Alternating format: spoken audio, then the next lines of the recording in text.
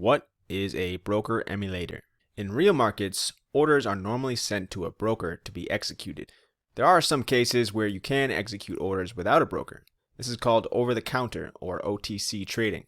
Either way, your order still needs to be executed either by a broker or one of the methods that a broker would use.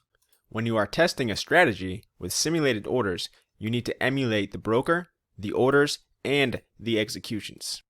A broker emulator does just that, and this is what TradingView uses to simulate our strategies.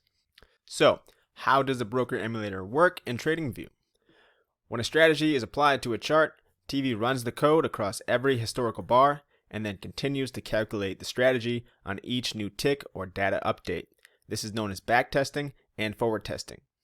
Now, it's extremely important to understand how the broker emulator operates in each phase and how it's not 100% accurate due to limitations in market mechanics and data.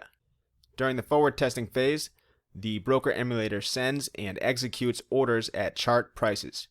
Now, real buying happens at ask prices, and real selling happens at bid prices.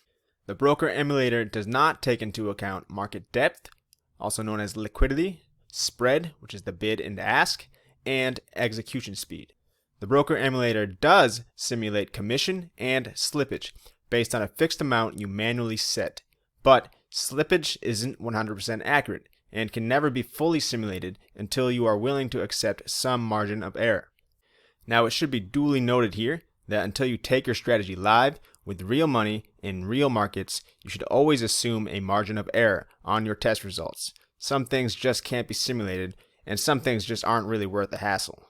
So when you're backtesting, things are a little different.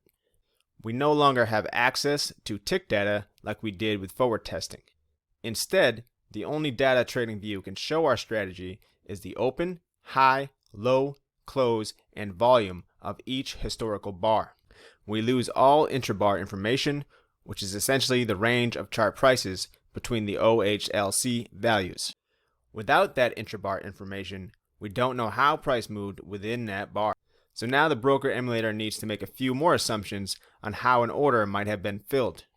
Now, if you look at the docs for the broker emulator, TV tries to explain these assumptions, but the visual they include is less than ideal. So I have included my own bars that I drew by hand with my mouse. Remember, this fill logic only applies when backtesting. Now, before I jump into describing this logic, I feel the need to reiterate why this happens, just in case it hasn't clicked yet. So, during the backtest, our script runs once on every single bar close. That means if we are on the 1-day time frame, our script will run once at the end of the day for every historical day. Since it runs only on the close of that bar, that means it never sees any of the price movements that happened during the entire day. All it sees is the end result, which is the high, the low, the open, and the close. So, the broker emulator has to assume how the price might have moved during that bar. This is important because we might have two orders triggered on the same bar, and we need to understand which order gets triggered first according to the broker emulator. If the bar's high is closer to the bar's open than the bar's low, the broker emulator assumes that the intra-bar price was moving this way, from the open to the high to the low to the close. Now, if the bar's low is closer to the bar's open than the bar's high is, the broker emulator assumes that the intra-bar price was moving this way, open, low, high, close. Now, the broker emulator also assumes that there are no gaps inside bars.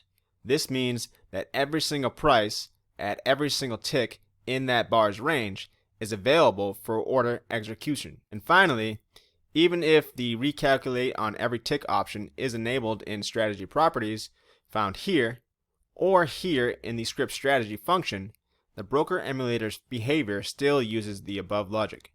Basically, that setting has no effect on historical bars.